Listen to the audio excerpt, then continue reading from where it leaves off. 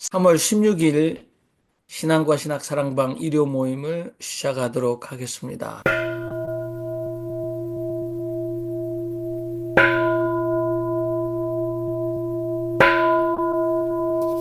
주여 내가 주님께로 피하나이다.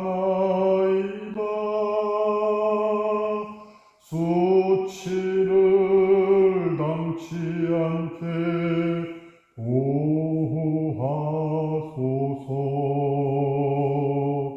의로우신 내 주여 날 건지소서.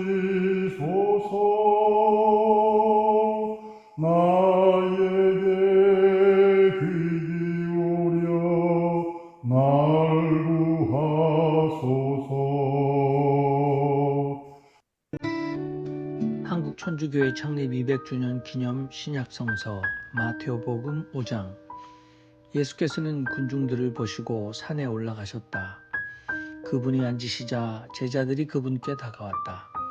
그러자 그분은 입을 여시고 그들을 가르쳐 이렇게 말씀하셨다. 복되어라 영으로 가난한 사람들, 하늘나라가 그들의 것이니. 복되어라 슬퍼하는 사람들, 그들은 위로를 받으리니. 복되어라 온유한 사람들, 그들은 땅을 상속받으리니. 복되어라 의로움에 굶주리고 목마른 사람들, 그들은 배부르게 되리니. 복되어라 자비를 베푸는 사람들, 그들은 자비를 받으리니. 복되어라 마음이 깨끗한 사람들, 그들은 하느님을 뵙게 되리니. 복되어라 평화를 이룩하는 사람들, 그들은 하나님의 아들들과 딸들이라 일컬어지리니. 복되어라 의로움 때문에 박해를 받는 사람들, 하늘나라가 그들의 것이니. 그대들은 복되도다. 사람들이 나 때문에 그대들을 모욕하고 박해하며 그대들을 반대하여 거짓으로 온갖 사악한 말을 하면 그대들은 기뻐하고 신명내시오. 그대들이 받을 상이 하늘에는 많습니다. 사실 그들은 그대들의 앞서간 예언자들도 그렇게 받게 했습니다. 여러분은 땅의 소금입니다. 그러나 소금이 싱거워지면 무엇으로 그것이 짜게 되겠습니까? 이미 아무데도 소용없으므로 밖에 내버려져 사람들에게 짓밟힙니다. 여러분은 세상의 빛입니다.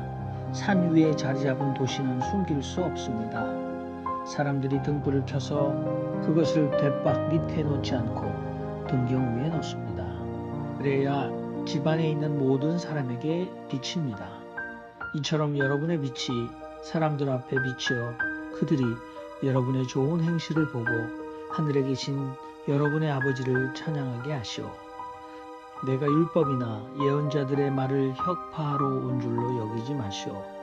혁파하러 온 것이 아니라 오히려 완성하러 왔습니다. 진실이 여러분에게 이르거니와 하늘과 땅이 사라질 때까지, 모든 일이 이루어질 때까지 율법에서 한자 한 획도 사라지지 않을 것입니다. 그러므로 이 가장 작은 계명들 가운데 하나라도 어기거나 그렇게 사람들을 가르치는 자는 하늘나라에서 가장 작은 자라 불릴 것입니다. 그러나 그들을 행하고 가르치는 사람이야말로 하늘나라에서 큰 사람이라 불릴 것입니다. 여러분에게 말하거니와 여러분의 의로움이 율사들과 바리사이들의 의로움보다 더 넘치지 않으면 여러분은 하늘나라에 들어가지 못할 것입니다. 살인하지 말라. 살인하는 자는 심판에 넘겨질 것이다 하고 옛사람들에게 말씀하신 것을 여러분은 들었습니다. 그러나 나는 여러분에게 말합니다. 자기 형제에게 성을 내는 사람은 누구나 재판에 넘겨질 것이며 또 자기 형제들어 바보라고 하는 사람은 최고의회에 넘겨질 것이고 어리석은 놈이라고 하는 사람은 불붙는 지옥에 넘겨질 것입니다.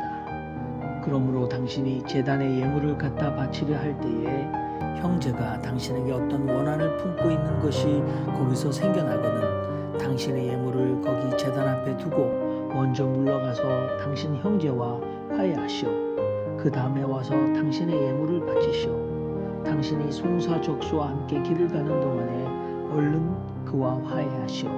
그렇지 않으면 족수가 당신을 재판관에게 넘기고 재판관은 하인에게 넘겨 당신은 감옥에 갇힐 것입니다. 진실이 당신에게 이르거니와 마지막 과드란스까지 갚기 전에는 결코 거기서 나오지 못할 것입니다.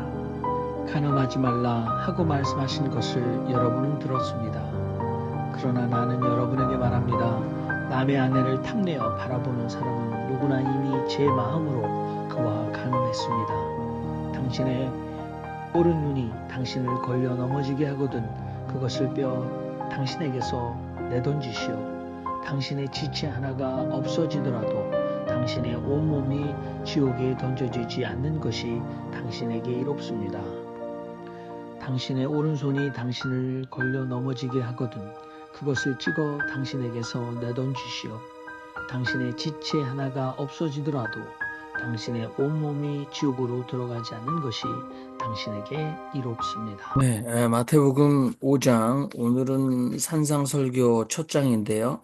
산상설교가 주어진 상황, 그리고 진복선언 또는 팔복선언, 그리고 소금에 관한 상징어, 빛에 관한 상징어, 예수와 율법, 성내지 말라, 그리고 남의 아내를 탐내지도 말라까지 우리가 들었습니다. 자, 여러분 마태복음 5장 산상수훈의 전반부, 여러분이 평소에 이 말씀을 깊게 생각하고 삶을 통해서 얻은 깨달음과 교훈이 있으면 우리에게 편안하게 나누어 주시기 바랍니다.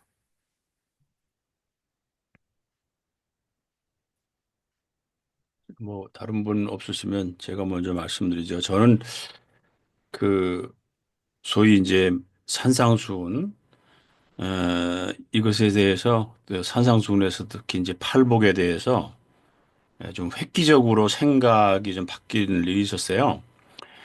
에, 사실은 뭐 보기 듣기는 좋은데 뭐 매갈이 없는 얘기 같은 저는 그런 느낌을 늘 받았거든요. 뭐야 이게 뭐 이런 좋긴 좋은 얘기인데 에, 다가와 겐조라고 하는 일본인 신학자가 쓴 40년 전에 뭐 써서 지금은 절판이 돼서 없습니다. 근데 없는데 다시 또 딴 사람이 그 이름으로 책을 냈더라고요. 예수라는 사나이라는 책이 있어요. 그거를 한 40년 전에 80년대 초반에 나왔어요. 그걸 읽었습니다. 읽어서 거기서 아주 속 시원한 답을 찾았어요. 그게 뭐냐면 가난한 자 천국이 가난한 자가 천국이 저희 것이며 가난한 자들에게 이 이야기는 가난한 사람을 축복하는 것이 아니라 가난한 자들 너희들이야말로 천국의 백성이다라고 하는 선포다. 어? 라고 하는 그렇게 해석을 했더라고요. 그러니까 그분의 모든 것이 그렇게 아주 변혁적이고 아주 파격적인 해석이었어요. 그래서 가난한 자들이야말로 천국의 백성이 아니겠느냐라고 하는 선포라는 거죠. 아, 그래서 뻥 뚫리는 그런 이제 경험을 했는데 그래서 그때부터 그렇게 믿었는데 제가 다니던 교회가 우리 교단 안에서는 그 장춘단에 있기 때문에 제일 좀 형편이 좋은 사람들이 다니는 그런 교회였어요. 부자, 지금 수준으로 보면 아무것도 아닌데 하여튼 부자들 교회라고 뭐 그렇게 하는 교회인데 목사가 이제 갔어요. 그래서 이제 새로운 목사가 오는데 에, 내가 이 교회를 계속 다녀야 될까? 그때 이제 신학교 다닐 때죠. 말아야 될까 하고 고민하고 있었는데 첫 목사의 설교를 듣고 결정을 하자 이렇게 마음 먹었습니다. 근데 그 목사가 처음에 설교를 하는데 이 누가복음에는 가난한 자가 복이 있다고 그렇게 되잖아요. 근데 마태복음 우리가 지금 읽은 데는 마음이 가난한 자, 거기다 마음이 붙잖아요. 어? 그래서 어떤 구조를 가지고 하는가 봤더니 바로 누가복음을 가지고 하는 게 아니라 마태복음을 가지고 하더라고요. 마음이 가난한 자는 복이 있다. 그러니까 실제적 가난이 아니라 마음이 가난한 거. 그러니까 제가 늘 드리는 말씀이 성경은 수없이 마사지가 돼서 나온 거다. 이미 우리에게 나올 때. 그러니까 누가복음에서 마가복음으로 할 때 마사지가 돼버린 거죠. 그래가지고서 거기에 가난한 자 앞에 마음이라는 말을 붙여놓은 거죠, 이미. 근데 그걸 가지고 설교를 하더라고요. 그걸 보고 됐다. 그리고 그 주로 이제 그 교회를 끈, 이제 그 내 모교회인데 예, 교회를 나오지 않고 이제 옮겼습니다. 그다음에 그런 일이 있었습니다. 어, 네, 파격적이시군. 네, 제가 말씀을 제가 드리겠습니다. 네, 말씀하신 후에 네. 네. 제가 아니, 정수정 목사님 먼저 하세요. 예. 아니 지금 죄송합니다. 저는 같은 구주를 놓고 얘기를 할까 말까 생각하는데 지금 그 말씀하시니까 제가 좀 아무래도 해야겠다 생각이 나서 왜 그러냐면 그렇게 해서 옮기셨다는 것 때문에 제가 웃은 것입니다. 간단하시네요, 교회가. 교회 갔다가 움직이는 것은 너무, 저는 한 번 가면은 영원히 가야 한다고 생각한 사람이기 때문에 그렇게 쉽게 옮길 수가 있다고 생각을 안 해봤습니다만은. 아니, 정확하게 교회를 옮긴 것보다도 이제 새 목사가 왔으니까 이 목사에 대한 기대할 게 없겠다. 맞습니다. 어쨌든 간에. 저는 일본에 있을 때부터 이 마태복음하고 누가복음의 말 속에서 어느 쪽이 옳은 것일까? 이런 것을 생각을 해본 적이 있어요. 그래서 그때는 이 진짜 가난한 사람, 우리가 제일 돈보라는 제 입장에서 볼 때 진짜 가난한 사람이 복이 있는 것이라야 한다 하는 어떤 그 정의를 내리고 살았어요. 그런데 한국에 와서 저는 서울에 62년도에 한국에 왔습니다만은 그때는 모두가 다 가난했어요. 그래서 모두가 가난한 속에서는 그런 특별한 느낌을 안 가졌었는데 그것이 조금씩 70년대에 와서 평화시장이 생기면서 우리나라에서 정말 가난한 자가 누군가 여자 노동자들의 형점 정태일이 그 자살을 생각을 하면서 그것을 알게 됐어요. 그렇다면은 누가복음이 진정한 의미에서의 복음서의 의미가 깊은 거 아닌가 이렇게 생각을 했어요. 그런데 요즘에 생각하는 것이 이 기독교가 이렇게 돼버리는 이유가 오히려 그냥 마음이 너무 부자가 되어서 마음에 가난한 것이 없어져서 그래서 오늘의 기독교가 이런 식으로 변화된 것이다. 교회 자체는 가난해야만이 진정한 하나님의 복을 가져서 그것이 물질적으로나 이론적으로나 가난하다 하는 것을 그렇게 분간할 것은 아닐 것이다. 이런 생각을 하게 됐습니다. 저는 그래서 오늘의 말씀은 또 영이 가난하다 하는 쪽으로 번역이 돼 있더라고요. 그러면은 지금 정말로 가난한 자는 누구며 마음이 가난한 자는 누구며 영이 가난한 자는 누군가 이거는 다시 한번 복음서를 처음부터 공부를 해야 하지 않겠는가 지금 그런 입장에 있습니다. 아직까지 답은 제가 못 찾았습니다. 네. 우리 김성봉 음, 목사님 말씀하시죠. 예. 그, 평지 설교하고 산상 설교하고, 이 평지 설교는 누가복음에 나와 있는 거고, 거기에는 가난한 자들은 복이 있다 이렇게 되어 있고, 그다음에 이 산상 설교는 마태복음에 나와 있는 건데, 심령이 가난한 자는 복이 있다 이렇게 되어 있습니다. 근데 심령이 요 영적으로 가난한 사람, 요 부분에 대해서 이제 이거 해방신학인 구테르츠가 그 이야기하기를, 어, 제가 아마 그 구테르츠 한 얘기가 맞을 겁니다. 이거는 이제 마태가 삽입을 한 거다.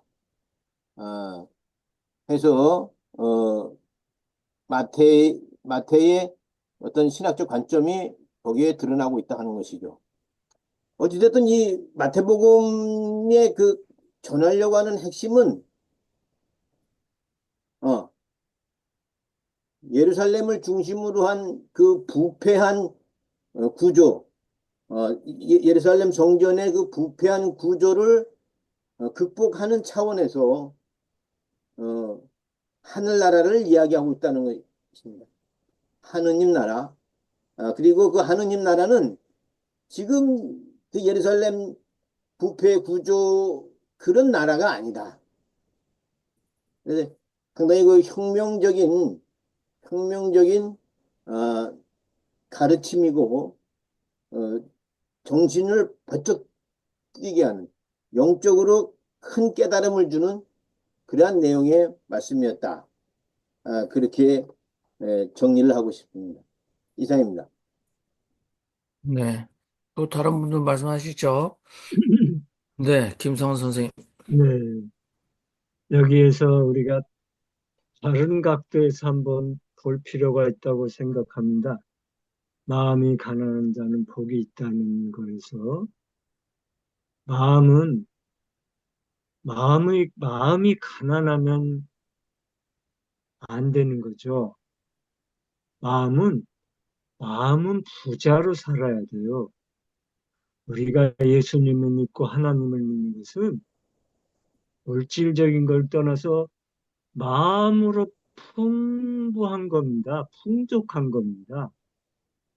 그래서 다성님은 마음 그릇을 가지려면은 측량할 수 없을 정도로 크게 가지라는 거예요. 그럼 이거는 좀 오역이 온 겁니다. 마음이 가난한 자가 아니라 마음을 비운 자는 복이 있나니 이걸 지적을 못하는 것 같아요. 왜? 이렇게 계속 사고해 왔기 때문에 마음을 비운 자만이 복이 있는 거지 마음이 가난하면 안 되는 거예요. 마음이 황폐해지는 게 가난해지는 거거든요. 그러니까 이게 지금 마음을 비운 자가 복이 있다고 해야지 이게 아주 귀한 말인데 그냥 우리 마음이 가난하다는 것을 당연시해. 아니 마음은 풍요롭게 가져야 돼. 우리가 하나님 예수님만 믿어도 기쁨이 나오잖아요. 이건 마음이 풍요롭고 부유해지는 것을 의미하는 거지. 마음이 가난하면 여유가 없어요. 마음에 여백이 없어요. 그러면은 여유가 없으면 모든 것들에 대한 믿음조차도 약해지는 거예요. 이걸 제가 다석 선생님 말씀을 통해서 깊이 더 깨달았습니다. 마음 그릇을 가지려면은 우리는 측량할 수 없을 정도로 크게 가지라는 거예요. 그래서 하나님의 마음이 있다면 허공이라는 얘기를 하시잖아요. 허공 같은 마음을 가지라는 거예요. 허공은 비어 있잖아요. 그래서 마음을 우리가 비워야만이 하늘나라가 들어오고 하늘나라를 기업으로 받고 하늘나라가 내 나라가 되는 거죠.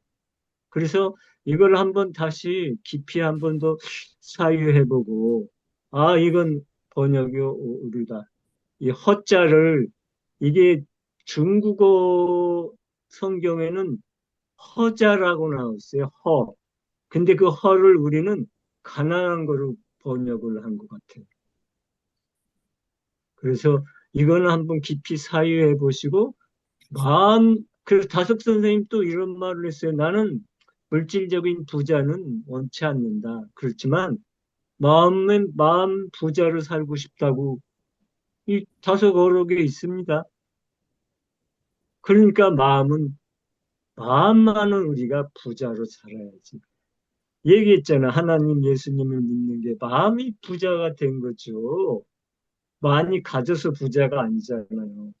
이런 믿음으로 신앙으로 우리가 마음이 풍족해지잖아요.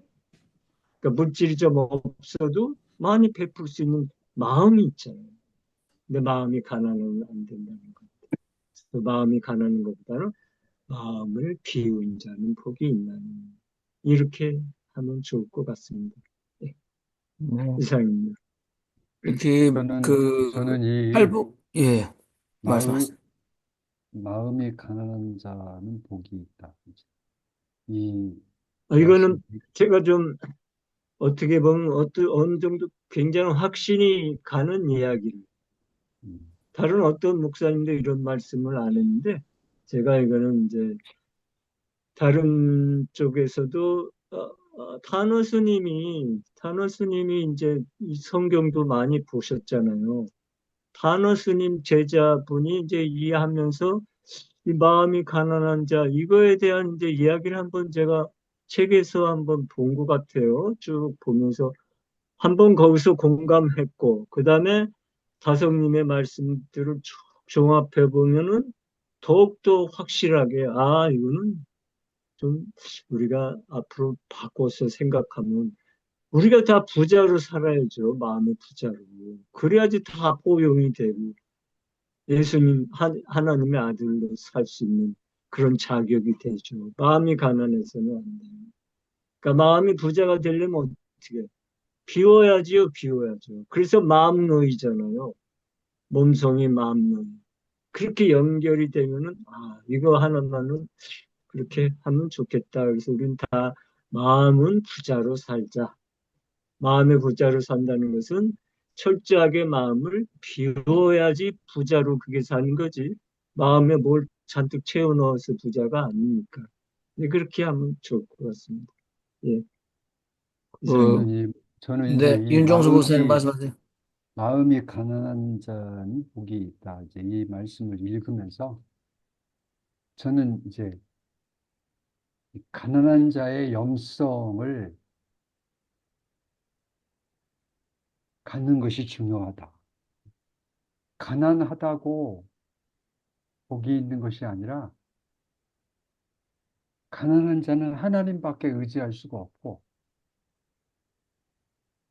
또 이렇게 하나님께 간구하면서 하나님을 받아들이면서 이렇게 살아가는 그런 가난한 자의 영성이 필요하지 않겠는가. 음, 가난한 자가 복이 있다. 음. 가난이 미화되는 건 아니고 이제 그 가난한 자의 영성을 가지고 살아가는 것이 중요하지 않는가. 저는 그렇게 근데 이해를 사실 합니다. 우리는 이미 하나님, 예수님을 믿음으로써 마음적으로는 부자인 거예요. 우리가 그걸 못 느끼고 살아서 그렇지. 정말 마음적으로 얼마나 풍요롭습니까? 하나님 예수님 그러한 신앙을 갖고 산다면 저는 그런 의미에서는 네. 배우고 비우고 비워서 그, 우리가 하늘나라 그, 아이고, 우리 김성원 선생님 마이크는 또 갑자기 꺼지셨네. 근데 여러분들이 이제 아까 김성공 목사님 평지 설교 아니면 여기 산상 설교, 그렇게 해서 그 두 가지 중에 그 어떤 것을 선택하시는 건 여러분들이 원하시는 대로 선택하시면 좋을 것 같아요.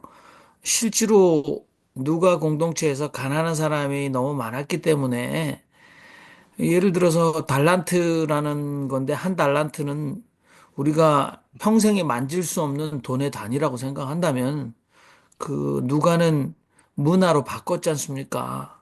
왜냐하면 그 공동체 안에는 평생 달란트를 만질 수 있는 사람이 없었기 때문에 그러니까 저는 뭐 둘 다 맞다 뭐 이렇게 얘기를 하는 것보다는 자신의 신앙 공동체 상황에 맞게 그리고 그들에게는 진짜 가난한 자가 복이 있다라고 얘기를 하는 것 같아요. 그런데 뭐 강남에 부자들이 있는데 이 사람들은 갖은 편법과 불법으로 엄청난 부를 세습해서 가지고 있는데 그 당신이 물질 주고 부유한 건 상관없다. 마음만 가난하면 된다. 뭐 이렇게 또 뭐 목사들이 위로를 할 수도 있을 것 같습니다. 근데 아무튼 그 이게 뭐 오역일까? 그런데 사실은 그 마음으로 가난하다. 그래서 이게 뭐 죄송합니다. 프토코이가 가난한 사람인데 토 프뉴마티 그래서 영 안에서 가난한 자라는 표현이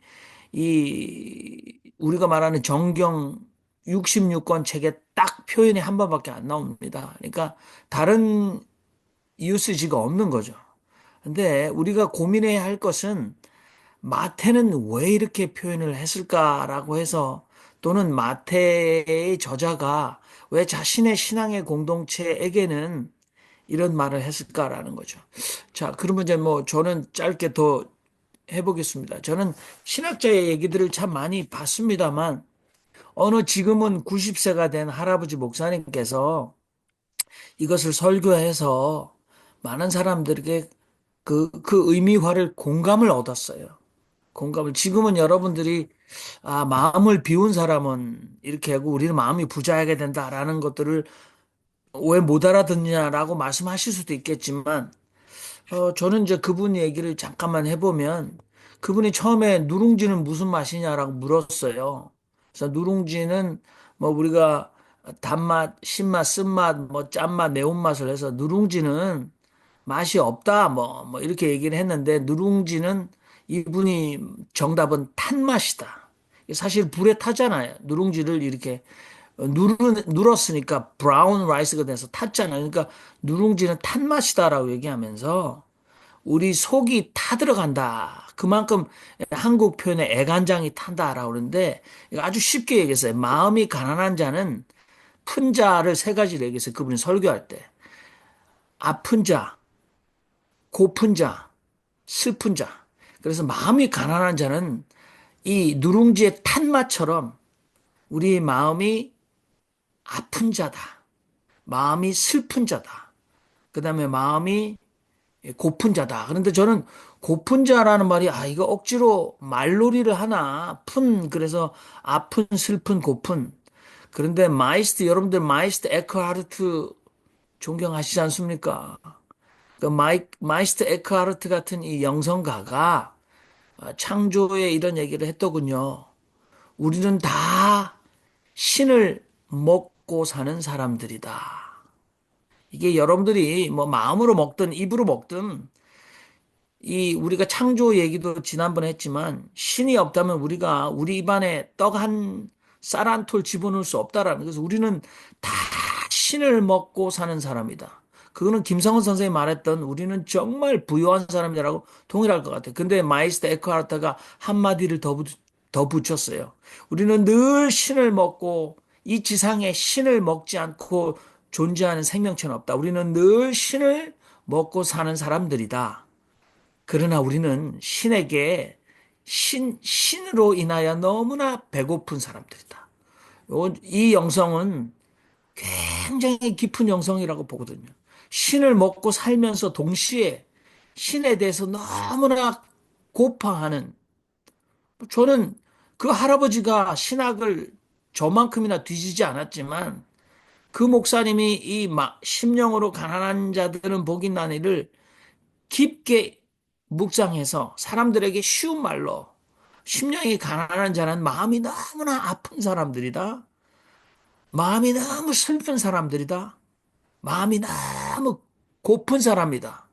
이 정도 얘기하는 것은 저는 이분의 신학이 정통주의든 보수주의든 뭐 근본주의든 사람들의 마음을 굉장히 감동을 시킬 수 있었던 그런 힘이었다. 뭐 그분은 지금 요양원에서 치매기가 오면서 가족과 함께 살지 못하고 계십니다만 그분은 오늘 저희가 토론하는 것처럼 이게 맞다, 저게 맞다라고 사람들 앞에는 하지 않으셨다라는 생각이 좀 듭니다. 저는 이상입니다.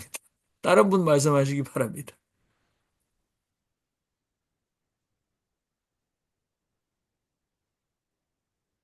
네. 제가, 또, 제가, 농담처럼 한마디 드리면요. 근데 그분이 아주 대학자 정영인 목사 말씀하신 누린 것, 탄 것 이러는데 누린 것을 놓고 탄 것이라 그럴까? 저는 이런 게 참 이해가 안 가요. 그분이 아주 학자 같지만 누린 것은 탄 것이 아니기 때문에 누룽지 누른 것이라 그런데 어떻게 그런 대학자가 탑맛이다 그랬나 그래요. 아니, 그러니까 대학자가 아닌 분이라는 거예요. 그냥 예, 평범한 할아버지 목사. 예, 그런데 그래서 저는 무슨 제안한 이게 이제 왜곡이나 변질이나 이제 이런 것이 의미가 많은 경우에 바로 전달이 되면 되는데 많은 경우는 가깝고 이렇게 섬세한 부분이 바로 의미로 전달이 안 되고 어느 사람이 그런 식으로 조금씩 조금씩 변조를 하거든요. 그래서 이 성경이 바로 전달이 되지 저자의 의도가 상당히 그냥 조금 가면은 한참 가면 3,000% 간 이런 게 너무 많은 것 같아요. 근데 이제 지금 같은 경우도 그런 것 같은데 그 아까 저는 이제 그 김선 선생님 말씀하시고 이럴 때 그러니까 가난하다는 것은 빈 것을 말한다. 이런 것을 이해를 못하는 것은 이해가 좀 약한 것은 이게 이제 한국적인 좀 특징이라 그럴까요? 그런 거. 저는 이제 외국에 살면서 참 감사한 것 중에 감사하고 있는 것 중에 하나가 외국에 와서 언어의 그 뭐랄까 의미를 이렇게 그 좀 더 폭넓게 볼 수 있는. 그다음에 지금 이제 이 가난하다는 이 말을 가지고 말을 하면요. 스페인어나 영어도 그러잖아요. 푸어 그럴 때 그 푸어가 비었다는 의미가 포함되어 있거든요. 그 스페인어도 포브레 그러면 그게 가난하다에 포함이 되어 있거든요. 그러면 푸어의 반대는 무엇이냐? 영어는 fat 그래 쓰거든요. 마음이 fat해서 문제다. 그 우리가 마음이 부자다 그럴 때 fat 뚱뚱하다, 푸어 가난하다 이렇게 쓰는데 우리가 이제 말을 쓸 때 바쁘다 보니까 의미를 가지고 사용하지 않고 한마디 표현이 또 전달되고 이런 과정에서 의미를 이제 잃어버리고 의미가 퇴색되어 버린 이런 것이 문제가 아닌가 그런 생각이 좀 드는데 이 마태복음을 이제 제가 읽어볼 때는 마태복음은 비우고 작아지고 낮아지고 이런 것을 잘 설명하고 있는데 지금 마음이 가난하다. 그러나 마음이 비어 있다. 이렇게 되면은 다른 데 가보면은 그 마음이 작아져야 된다. 작은 것, 성경이 작은 것에 충성하라. 그 마태복음도 지금 그 뒤에도 나오잖아요. 작은 것에 충성하도록 정말로 우리가 미시적인 것을 잘해야만 큰 걸 할 수가 있는데 성경은 그렇게 설명하고 있어요. 근데 어떤 사람이 그거를 사실 속에 있는 것을 설명하고 있는 구절을 가지고 그 사람 안경을 가지고 그렇게 말하는데 조금 그 사람이 유명해야 됐다면 사람들이 생각도 안 하고 그 말만 따라가는 거죠. 이런 것이 문제가 아니고 근데 이런 문제를 해결하는 참 좋은 방법은 이제 이민을 많이 오시는 게 참 좋은 것 같아요. 외국에 살아서 다양한 언어를 접하면 의미를 굉장히 폭넓게 알 수가 있는데 그 말 중에 이제 대표적인 말이 이 poor, 가난하다. 가난하다는 거 영어로 room이 없다 그 말이잖아요. room이 없다 그런 말이거든요. 근데 요 다른 말도요, fine이라는 말도 있어요. 그럼 한국에는 고급 그러면 비싼 건 줄 알아요. 영어나 스페인어는 fine 비싸다 말이 아닙니다. 그게 fine 그게 가늘다 작다는 말입니다. 작은 것이 고급이다 그 말. 스페인 옷을 말할 때 스페인어로 고급이다 그러면요 섬유의 올이 가는 거로 되어 있는 그게 피노 그래 가늘다 그래만. 근데 한국에서 피노를 번역했을 때 고급으로 번역하면 참 좋겠는데 가늘다 이래 번역하면 어느 사람이 또 그거 가지고 옆길로 3,000% 얼마나 빠질 수 있죠. 근데 식품도 마찬가지입니다. 이 예를 들어서 아르헨티나는 식품의 나라 아닙니까? 음식이 고급이다. 그러면 그것이 피노, 가늘다 그거죠. 다시 말하면 이제 올리브 기름은 아주 가는 입자거든요. 콩기름이나 해바라기 기름은 이게 거의 굵은 입자거든요. 그 굵은 것은 고급이 아니고 올리브부터 그다음에 이제 아보카도유나 이제 가롤유나 그다음에 이제 그 피칸유나 이거는요 350도에 끓어요. 그 왜냐? 그게 가는 거라서 그런 거거든요. 근데 성경은 가는 것을 우리가 고쳐서 잘 살도록 만들어 주고 있는데 우리가 벌써 아주 굵은 거, 큰 거 여기에 돼 있으니까 자꾸 그쪽으로 가서 문제다. 그래서 언어도 우리가 실제로 성경이 말하는 의미를 잘 파악하는 이것 속에서 먼저 하고 그 다음에 건너뛰어야지 하지도 안 하고 건너만 뛰니까 나중에 가버리면 전혀 엉뚱하게 된다. 이런 그 생각입니다. 특히 마태복음은 작은 쪽으로 성경이 그러잖아요. 작은 것에 충성하라. 그 의미가 그 굉장한 의미거든요. 근데 실제로 작은 것에 충성을 안 해가 큰 것은 안 되는데 당연한 건데 그렇게 사실은 이해를 사람들이 안 하고 있는 현실이죠. 이상입니다. 네.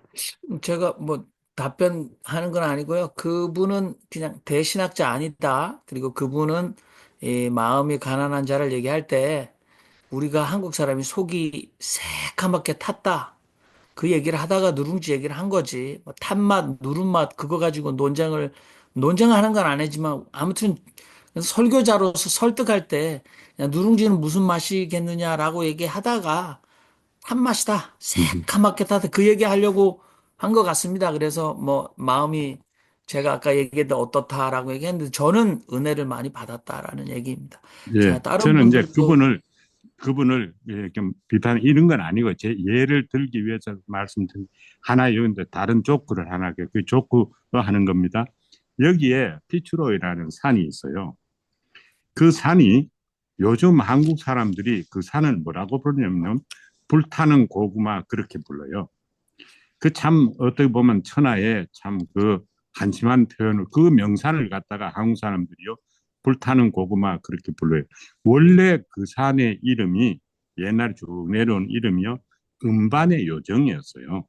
근데 어느 사람이 그게 무슨 말이냐면 음반의 요정이 아침에는 붉은색이고 이제 시간이 바뀌면 파란색, 초록색, 이제 회색 이래서 바뀌니까 그 다음에 별명이 뭐냐면은 음반의 요정 별명은 여자의 마음 그랬거든요. 피츠로이가. 근데 이제 파바로티가 여자의 마음을 부를 때 그 피츠로이를 배경을 하고 불렀어요. 근데요 한 2년쯤 전인가 어느 가이드가 와가지고 어떻게 그 이제 그 뭐라면 그 피츠로이 산이 빨가니까 말이죠. 빨가졌을 때 왔으니까 그를 불타는 고구마 그래가지고 사람들이요 생각도 안 하고 전부 불타는 고구마, 불타는 고구마 이래 가지고 그 산 이름이 한국 사람들한테는 이제는 관광 그 뭐 안내책 이런 데도 나와가지고 한국 사람 전부 불타는 고구마 보러 왔다 이래요. 그러니까 이 좋은 산 그것을 그 완전히 격화를 완전히 시키는데 어느 사람이 그랬더라 다른 사람은 그를 점검하고 받아들이고 이해 이런 쪽으로 가야 되는데 의미가 변조될 때 생각 없이 받아들이고 유행으로 가버린 이런 것이 문제인데 성경도 그런 점이 많다. 저는 그쪽을 설명을 이렇게 뭐 한다 그럴까 코멘트를 하는 겁니다. 네. 우리 윤정혜 신부님 저기 다양한 해석들 하시고 그래서 저도 한 가지 더 붙여서 풍부하게 하기 위해서 한 말씀 하고 싶습니다. 그 홀리 바이블 카톨릭본에 보면 더 poor in spirit 이렇게 돼 있거든요. 영으로 가난한 사람들, 영적으로 갈급한 사람을 그렇게 표현을 하고 있는데 우리는 마음이 가난한 사람으로 그렇게 번역을 해서 오해할 수 있는데 영적으로 가난한 사람들, 그러니까 갈급한 사람, 하나님을 갈급하는 사람들. 그래서 영으로 갈급하는 사람. 이렇게 번역을 정량부 신문은 그렇게 했더라. 카톨릭 번역을 보고 poor in spirit 그렇게 번역을 그래서 상당히 의미가 있구나 저는 그렇게 생각하고 있습니다. 고맙습니다. 네. 눈이 산을 보내 나의 도움 어디서 오나 하늘 땅 지으신 분 나의 도움 주님의 것 너의 발을 지키시고 이스라엘 지키시려 주님이 께 졸지도 않으시네. 예수교 신앙에는 영생하겠다는 입지가 들어있다. 불교에서는 성불하겠다는 의지가 있다. 신앙이 영생하는 것이라면, 그리고 그런 길이 있으면 꽉 붙잡고 끝까지 가봐야 한다. 적어도 영생하겠다고 염원하는 것만이라도 잊어서는 안 된다. 이것을 다른 사람이 업신여겨도 나는 해야 한다. 내가 하는 것이지 딴 사람이 내 대신 해주는 것이 아니다. 쉬지 말고 기도하라는 것은 다른 말이 아니다. 영생하도록 그 생각만 하라는 것이다. 영생의 길을 한번 붙잡으면 죽으면 죽었지 놓지 않겠다는 것이 예수를 믿는 것이다. 성불하기를 바라면 그 길을 단단히 붙잡아야 한다. 이것이 진리파지다. 성불하는 이치가 있으면 그것을 기억고 깨닫고야 말겠다고 염원하는 것이 염불이다. 염불한다는 것은 부처의 이름만 부르는 것은 아니다. 만일 깨닫는 이치가 있으면 꼭 붙잡고 그 이치의 자리에까지 가는 것이 염불이며 신앙이다. 김성원 선생님 말씀해 주시죠. 네, 이 글은 뭐 다 이렇게 읽어보면 이해를 할 수 있고 전부 다 공감이 가는 내용이라고 생각합니다. 그런데 제가 이 글을 특별히 선택한 것은 우리가 기독교에서 영생하고 불교에서는 이제 성불, 이 두 가지를 다성님이 얼마나 철저하게 깨고 끝까지 깨자는 다성님의 이 의지가 얼마나 강하게 나와 있는지 이 글을 통해서 이제 더 확인할 수 있어서 너무 좋았습니다. 우리가 쉬지 말고 기도하라는 말은 많이 듣고 많이 하는 얘기입니다만 무엇을 쉬지 말고 기도하라는 거에 대한 구체적으로 이렇게 말씀해 주신 어떤 목사님도 어떤 신부님도 저는 만나보지를 못했습니다. 그렇지만 다성님은 분명하게 다른 것을 기도하라는 게 아니라 영생하도록 그 생각만 하라는 이 말씀 한마디가 저는 아주 주옥 같은 말이 아닌가. 우리가 이 한마디만 들어도 이 말은 은혜가 아주 넘칠 것 같습니다. 그래서 그 영생의 길을 한번 붙잡으면 죽으면 죽었지 놓지 않겠다는 것이 바로 예수를 믿는 마음이다.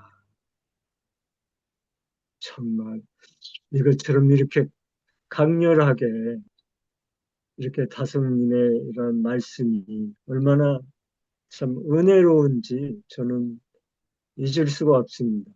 그리고 또 이거를 기독교에서만 하지 않고 불교로 넘어가서 이렇게 성불하고 싶으면 그거를 이제 단단히 붙잡아야 한다고 하면서 간디의 진리파지. 우리가 진리를 잡았으면은 끝까지 놓지 말고 꽉 잡고 가자는 거예요. 그래서 우리 3월 13일 YMCA에서 탄신 135주년을 했지만은 거기에서 다성님은 참 진리라는 말씀으로 가지고 아마 22,000열 기념일을 참에 대한 말씀의 향연을 그 YMCA에서 75년 전에 바로 했다고 저는 생각이 됩니다. 그래서 염불하는 거나 기도하는 거나 이런 것이 다른 것이 아니라 이렇게 하나로 볼 수 있다는 것을 바로 영생하는 거하고 성부, 그다음에 진리파지까지 와서 그야말로 아주 어느 누가 봐도 이대로 우리가 실천해서 한번 따라가면 좋지 않겠나. 저는 이러한 생각이 지금도 강하게 있습니다. 그래서 이런 말을 전해드리고 싶었습니다. 네, 감사합니다. 네. 아, 여러분의 생각. 네. 그, 어, 불교에 있어서 성불한다는 것은, 어, 불교 용어로 이야기할 때, 제 김웅호 선생님한테 들은 얘기로는 견성이다, 견성이다, 이렇게 들었거든요. 그래서 이 견성한다는 것이 또 두 가지 길이 있더라고요. 도노, 돈수, 도노, 점수. 어쨌든, 내가 누구냐를 깨닫는 것, 그것이 일순간에 이루어질 수도 있고, 천천히 이게 쌓아가면서 이루어질 수도 있는 것이다. 그렇습니다. 예. 그런데 여기서 우리가 놓쳐서는 안 될 게, 영생이라는 건 저는 우리가 80년대 용어로 말하자면 구원이라고 하는 건데, 그 구원을 개인 구원이냐 사회 구원이냐 이렇게 두 가지를 나눠서 우리가 갑론을박을 하면서 가장 적절한 의미를 찾으려고 노력을 했었습니다. 어쨌든 구원이라는 것을 이룬다고 할 때 그 구원을 심리적이고 이런 내적인 걸로만 해석해서는 안 되겠다. 그 구원이라고 하는 것은 사회적이며 역사적이며 현실적인 그런 구원이 되어야 올바른 구원이다. 영생이라는 것도 그것과 똑같은 맥을 같이 하고 있지 않겠나 그런 생각을 해봤습니다. 이상입니다. 네. 또 다른 분들 말씀해 주십시오.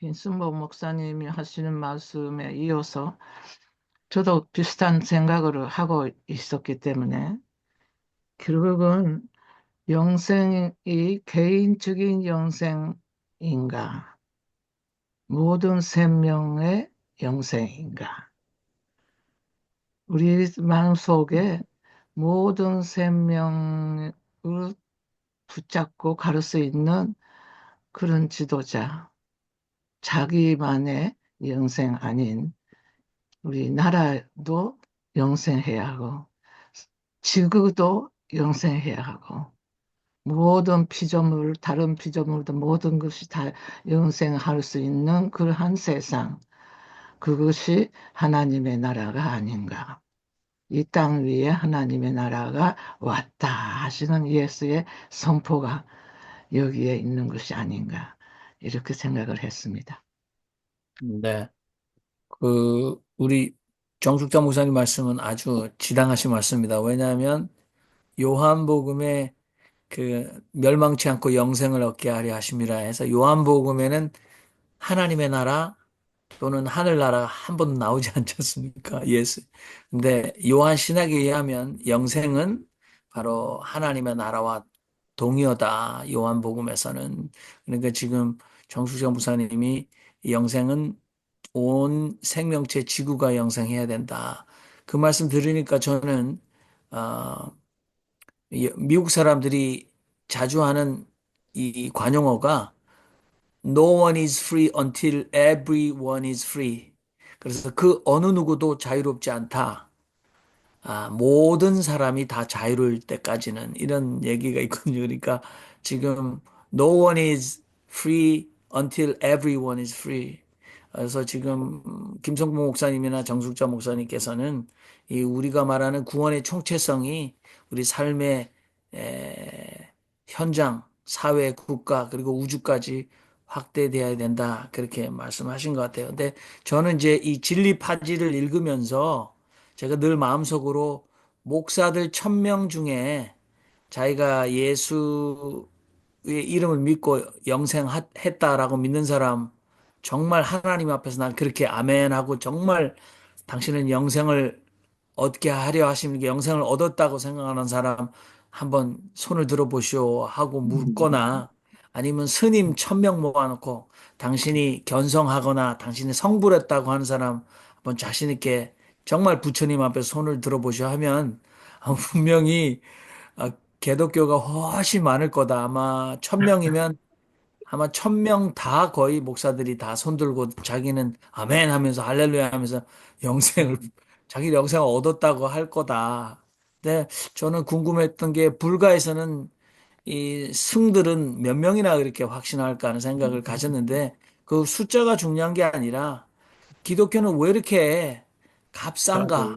음. 예, 그 영생을 받았다는 사람들이 암살 계획이 성공했으면 성공을 비는 기도를 하는 야, 정말 그렇게 가능한가? 영생 받은 사람은 남이 암살되도록 기도해 줄 수 있는 그런 신의 이름으로 자기가 믿는 신의 이름으로 성공하기를 축원합니다. 아멘. 할 수 있는 사람에게서 저는 요즘에는 너무나 영생에 대해서 너무나 값싸게 생각했으니까 저도 그들이 확신하는 영생이 너무나 길바닥에 버려진 맛을 잃은 쓸모없는 소금처럼 여겨질 뿐입니다. 저는 이상이고요.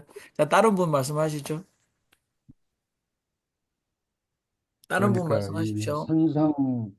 산상수훈하고 이제 같이 연결을 해서 이렇게 그 현장, 역사의 현장, 가난의 현장, 이런 그 곳에서 정말 그 영생을 위해서, 진리를 위해서 수도하는 마음으로, 수행하는 마음으로 피를 흘리는 그렇게 붙잡고 이제 현장을 지키면서 이 그 가는 것이 중요하지 않은가 그런 생각이 들었습니다.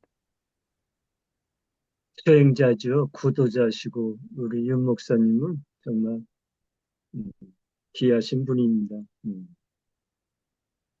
네, 오늘 말씀하지 않으신 분, 우리 홍동률 교수님 질문이 없으니까 좀 굉장히 서운하다 이런 생각. 오늘은 관심이 별로 없으시나 이런 쓸데없는 아니에요. 생각이 듭니다. 그냥 뭐 계속 배우는 중입니다. 배우는 중인데 그냥 저기 뭐죠? 어, 가석 선생님의 짤막한 글들을 이제 이렇게 매주 짧게 짧게 소개하고 소개받고 읽으니까 이게 이제 뭔가 붕 떠 있는 듯한 느낌이 저한테는 뭐 종종 있어요. 종종 있는데 영생이 이게 어떤 개념으로 다석 선생님이 쓰셨나라는 게 이제 처음부터 궁금했는데 이것이 어, 구원이라는 개념하고 같은 개념으로 이해하면 된다 이렇게 말씀을 김성국 목사님이 하셨나? 자 그러면 다석 선생님이 생각하시는 영생의 길을 한 번 붙잡으면 끝까지 놓지 않겠다는 것이 예수를 믿는 것이다. 영생의 길을 한 번 붙잡으면 자 이렇게 되어 있는데 그 영생의 길이 뭐죠? 다석 선생님이 말씀하시는 우리에게 알려주고 싶어 하시는 영생의 길이 무엇일까? 어떻게 하면 당신이 어떻게 해서 영생의 길에 도달했는지, 그리고 당신들도 어떻게 하면 영생에 도달할 수 있다고 가르쳐 주고 계신지, 그것이 어떻게 보면 알맹이일 수 있는데 그 알맹이는 여기서 빠져 있고 영생의 길을 한번 붙잡으면 끝까지 놓지 않겠다는 자세로 가라. 이 얘기만 하고 계시거든요.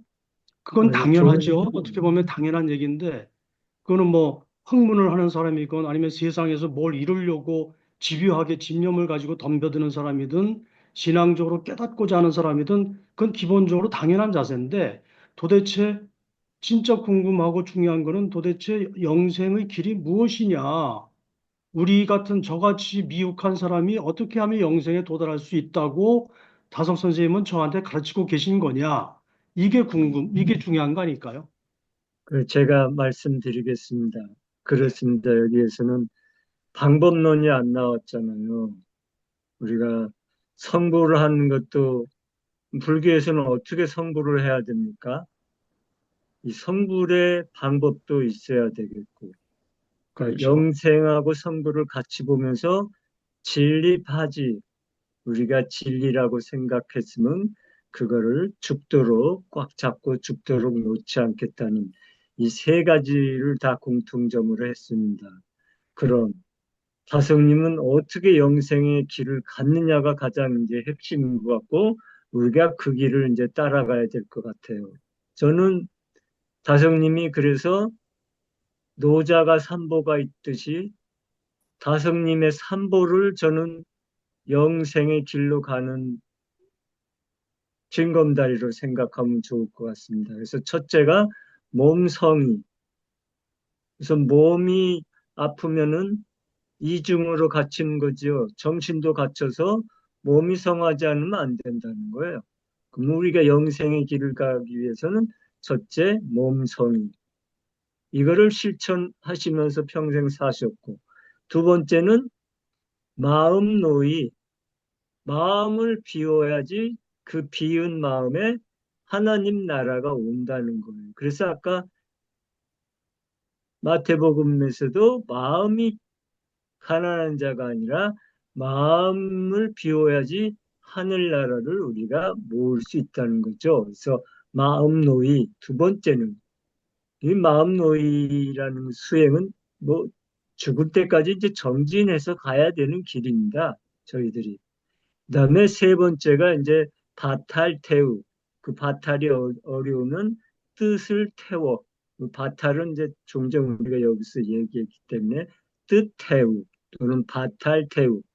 바탈을 태워서 우리가 하나님께 가는 것이 영생이지. 다른 것이 아니다. 그래서 저는 이 다성님의 삼보, 우리가 살면서 여러 가지 것들이 많이 있지만 이 세 가지만 정말 철저하게 지켜가면은 우리도 영생의 길을 갈 수 있다. 그래서 구원이라는 게 예수님 피로 우리가 구원을 받는 게 아니라 이런 것을 우리가 행해서 영생으로 가는 길을 가면은 그것이 구원이지. 어떻게 예수님의 보혈로 우리가 구원받는다고 할 수 있겠는가. 이제 이렇게 하면 조금 도움이 됐는지 모르겠습니다. 예. 네. 또 다른 분, 예, 우리 언뜻, 네, 우리, 여기서 선생님, 네, 네, 아니, 말씀하십시오. 얘기하세요. 아니, 저는 다 아니, 했습니다. 우리 우리 선생님 저기 좀 홍덕열 추가적으로. 우리 네. 교수님이 이제 피부적으로 와 닿고 또 좀 구체적인 그런 대답을 원하시는 것 같은데, 우리 원님께서 잘 얘기를 했습니다마는 저는 한 말씀 하고자 하면 이 구원은 영원한 삶, 영생이란 말이 영원한 삶이라는 우리말 아니겠어요? 그래서 이제 다석 선생님은 영원한 삶을 어떻게 설명했냐면, 철학은 죽음의 연속, 죽음이 무엇이냐, 죽음의 문제를 캐는 거고, 종교는 죽음을 넘어서 살자, 죽음을 없애자, 그런 차원에서 이제 말씀을 하셨는데, 그럼 어떻게 죽음을 없애는 건가? 사모님이 우리가 죽으면 어떻게 되죠? 하고 질문했을 때, 다석 선생님은 우리가 죽기는 뭘 죽냐? 우리는 하나님의 숨으로 왔다가 이 땅에 잠시 나그네로 살다가 다시 하나님 앞에 얼로서 서는데 거기에 무슨 죽음이 있겠느냐? 우리 얼에서 와가지고 다시 얼로 하나인 얼로 돌아가는데 거기 죽음이 없다. 그러니까 무아의 체험을 하면 이 살덩어리는 별 문제가 없다. 우리가 솟아나는 얼로 솟아나는 그 삶을 가면 얼로서 하나님의 쓰기 때문에 하나의 에너지체로 우리가 가기 때문에 죽음은 없다. 그것이 영원한 삶이다. 그렇게 표현을 저는 했다고 봅니다. 네. 이게 좀 무슨 이해가 되는지 모르겠어요. 아니, 말씀으로는 이해되지만 마음으로는 이해가 안 가거든요.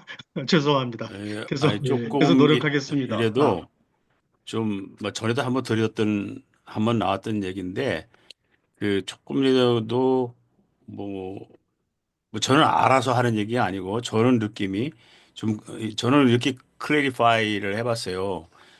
영원한 삶이 뭐냐? 라고 할 때, 영원한 삶. 우선 시간적으로 영원한, 물리적으로 영원한 건 아닐 테고요. 근데 이제 헬라어에서 내가 저기 정확하게 그 어원이 지금 잊어버렸는데 헬라어의 영원이라는 의미가 아이오스인가? 그렇죠. 아이오노스. 네. 아이오나죠? 예. 그게 물리적으로의 긴 영혼이 아니고 가치로서 영원하게 가치가 있는 밸류로서의 영혼이라고 그렇게 설명이 됐을 때 좀 제가 접근이 좀 됐어요. 이게 결국 영원한 삶이라고 하는 것은 나의 삶이 지금 살아도 영원한 가치가 있는 그런 삶, 그런 삶으로 가는 게 아닌가. 그런 삶을 희구해야 되는 게 아닌가. 라는 그런 이제 이렇게 정리가 되더라고요. 그러다 보니까 제가 침례교회 다닐 때 침례교 전도사 생활을 했거든요. 근데 침례교회는 성경 구조를 굉장히 중요시 하거든요. 아주 그냥 철석같이 믿어요, 성경 구조를. 그래서 지금은 그 다 잊어버렸습니다만 아주 달달달달 외울 때가 있었어요. 지금 영혼하고 뭐 있었어요. 그게 아주 딱딱 들어맞더라고요. 그렇게 생각하면 영원한 삶에 지금들 그 영원히 죽어서도 있고 어쩌고 하는 요한복음 어딘가에 있었는데 뭐 있어요. 그 구절이 딱딱 들어맞더라고요. 그렇게 생각하면. 근데 물리적으로 얘기하면 오히려 안 맞아. 물리적으로 그걸 대입을 하면. 그렇더라고요. 네. 네. 아유, 공감이 그, 가는 말씀입니다. 우리 최요한 선생님, 젊은 우리 다석 전문가입니다. 말씀하십시오. 우리는, 우리는 지난주에 죽음에 대해서 이야기를 했었죠. 아까 말씀하셨던 대로 종교의 핵심이 죽음이고, 죽는 연습이 철학이고, 죽음을 없이 하자는 것이 종교다라고 다스님께서 말씀하셨는데, 아까 그 산상보훈에 있어서의 그 하나하나의 말씀과 지금 우리 다스 선생님께서 그 방법론으로서 말씀하신 것이 저는 연결이 됩니다. 왜냐하면은 산상보훈의 앞부분, 예를 들어서 가난한 사람들, 슬퍼하는 사람들, 온유한 사람들, 의로움의 굶주려 목마른 사람들 등등등등 앞부분에 있는 이 현재적 조건이 그 뒤에 하늘나라를 소유하게 되고 위로를 받고 땅을 상속받게 되고 이런 보상책으로 주어진단 말이죠. 앞부분에 있는 현재적 조건, 내가 지금 이 세상 살아갈 때 의로움에 굶주리고 목마른 사람이 되어야 되고, 그럼 나중에 배부르게 되고, 자비를 베푼 사람이 되고, 그러면 나중에 자비를 받게 되고, 앞에 현재적 조건이 뒤에 보상책으로 주어진다고 한다면은, 현재에 살아가는 이 조건이 중요하지 않다는 것이 아니죠. 그래서 다석 선생님도 아까 말씀하셨던 대로 삼보, 그래서 소위 얘기해서 그 몸성이 마음노이 바탈테우라는 삼보를 말씀하셨는데 몸이 건강해야 세상에서 의에 굶주리고 목마른 사람이 될 수 있고 마음이 풍성해야 내가 지금 가지고 있는 이 삶을 차라리 그 풍성이 돼서 내 몸이 돼서 이 세상 살다가 하느님의 일부분으로 얼로 올라가는 건데 세상 개판으로 살 수 없잖아요. 윤석열처럼 살 수 없잖아요. 예, 그런 삶을 어, 또한 그러한 노동을 그, 다스 선생님도 하셨기 때문에 구기동 그 산골짜기에서 벌을 치신 거죠. 그래서 돈 잔뜩 벌으셔가지고 누가 필요하다면 다 주워버리시고 그런 욕심 없는 삶을 사신 거죠. 그래서 저는 어떤 생각이 드냐면 영생이라는 거, 구원이라는 거, 영생을 구원이라 생각한다면 그거는 곧 완료형이 아니라 지금 내가 살아간 이 진행형이고 영생, 구원이라는 것은 무엇으로 딱 이야기해서 고정형이 아니라 계속 넓어지는 확장형이고 영생이라는 것은 과거형이 아니라 앞으로 도래할 것에 대한 미래형이다. 저는 내가 왜 길 가다가 왜 예수님 생각하는지 잘 모르겠어요. 난 왜 길 가다가 윤석열 같은 인간이 되지 말아야 되는데 내 마음속에서 몸속에서 막 불끈불끈 솟아나는 개인적 욕망이 왜 일어나고 거기에 대해 왜 괴로워하는지 모르겠어요. 이런 것들이 아마 하나님께서 제게 준 씨이고 그 씨가 성장하는 과정에 고통을 겪고 이것이 점점 좀 확장되어 나가고 커지면서 나중에 이렇게 좀 더 성숙해져 가는 삶을 통해서 하나님께 올라가는 거 아니냐. 죽음 없는 하나님 삶에 얼로 들어가면 저도 안 죽죠. 하나님의 한 부분이 되는데 전 그렇게 고백합니다. 네. 좋으신 말씀. 어, 그리고 한 가지 더 이제 불교에서는 견성성불이라고 하잖아요. 근데 여기서도 이제 성불을 그럼 어떻게 할 것인가에 대한 방법론이 안 나왔고 그냥 성불을 하도록 염원을 하라는 얘기만 나왔거든요. 그럼 불교에서 성불은 부처님이 말한 것이 뭐 있습니까? 팔정도가 있잖아요. 그걸 통해서 성불의 길을 가듯이 저는 우리가 영생의 길을 가는 것은 다섯님의 삼보, 이 삼보로 해서 충분히 영생의 길을 간다고 여겨집니다. 네, 이상입니다. 아저 선생님하고 성경이 아주 다석 선생님이 아주 집중하고 관심이 많은 성경하고의 공통점이라 이럴 것이 인사이드 아웃 성향이거든요. 그걸 벌써 오늘 또 이분이 그런 신앙의 뭐 아주 거인이 뭐 굳게 뭐 잡아야 한다.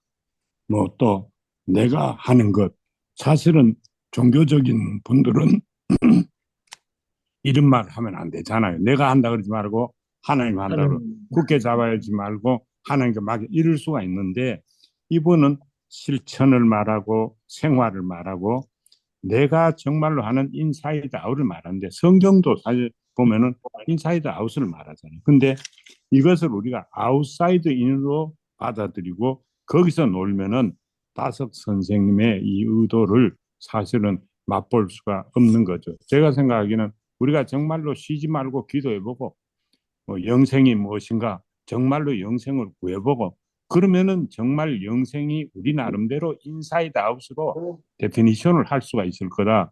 이제 그런 생각이 들거든요. 성경을 읽어보면 이게 실생활을 말하고 있는데 보통 종교적으로 제사법 정도에서만 놀고 있으면은 진짜 그 진수를 모르잖아요. 그 성경 그게 아니잖아요. 뭐 장사하라, 뭐 아니면 인간관계법이다, 뭘 하라.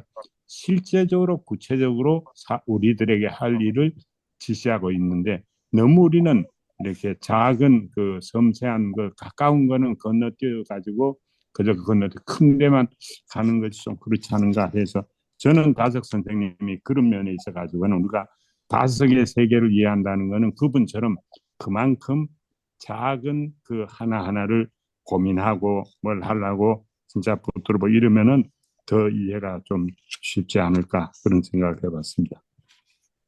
네. 그러면 말씀하지 않으신 분도 계시지만 오늘 다섯오록 묵상도 여기서 마무리를 하면서 저희가 한마디씩 하나님께 기도하는 시간을 갖도록 하겠습니다. 기도하시겠습니다.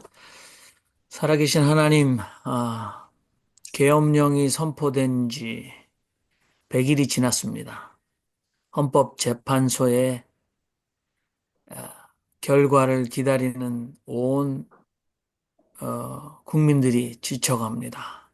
하나님, 인간의 손에 일을 온전히 맡기지 마시고 하나님이 개입하시고 간섭해 주시옵소서. 아멘. 혼돈에서 빛으로 세상을 창조하셨듯이 지금 이 혼돈스러운 이 한국의 상황 속에서 빛으로 저희들을 인도하여 주시옵소서. 아멘. 예수가 이 세상에 오셔서 얼마나 많은 염려를 하고 갔는지를 지금 이 나이가 되어서 조금 알 것 같습니다. 나 스스로가 영생으로 하나님이 곁으로 갈 수 있는 것이 더 중요한 것이 아니라 나 자식들이, 나의 성자들이, 그 후예들이, 알지도 못하는 많은 사람들이 이미 희생당하고 생명을 잃었던 많은 사람들이 어떻게 하나님의 나라로 갔었는지 그것이 더 염려스럽습니다. 하나님, 우리의 죄를 용서하시고 모두를 영생하도록 인도하소서. 아멘. 불안의 주님, 한국교회가 진리에 바로 서게 하시고 하나님의 나라를 향하여 나아가게 하시고 저희가 하나님의 말씀과 진리를 붙잡고 피 흘리는 그런 수행 속에서 주님을 따르는 삶을 살게 하여 주시옵소서. 아멘. 하나님의 뜻이 무엇인가를 이번 기회에 분명히 보여주시기를 저희들은 간절히 기원합니다. 아멘. 몸성이 마음 노이 바탈테우로 살아가되 나 혼자 사는 것이 아니라 진리파지로 이 땅에 5천만 민중과 함께 살아가는 사람 되게 하시옵소서. 아멘. 영생을 붙잡게 굳게 잡게 하시고 영생을 만들게 하시고 영생을 누리게 하시고 영생을 살게 하여 주시옵소서. 아멘. 이번 주 윤석열 탄핵이 결정되리라 기대합니다. 하지만 저희들 탄핵 이후를 또한 걱정하고 있습니다. 새 나라, 새 세상을 세워갈 수 있도록 저희들에게 지혜와 힘을 주시옵소서. 아멘. 하나님, 이 나라에 자비를 베풀어 주소서. 그리고 이 혼란을 잘 극복하고 더 하느님 나라가 가까워질 수 있는 그런 은혜를 누리게 하소서. 아멘. 예수 안에서 새 생명을 얻은 저희들 영원한 생명, 영생을 누리는 복을 허락하여 주시옵소서. 이 나라의 앞날을 하나님께서 인도하여 주시옵소서. 아멘.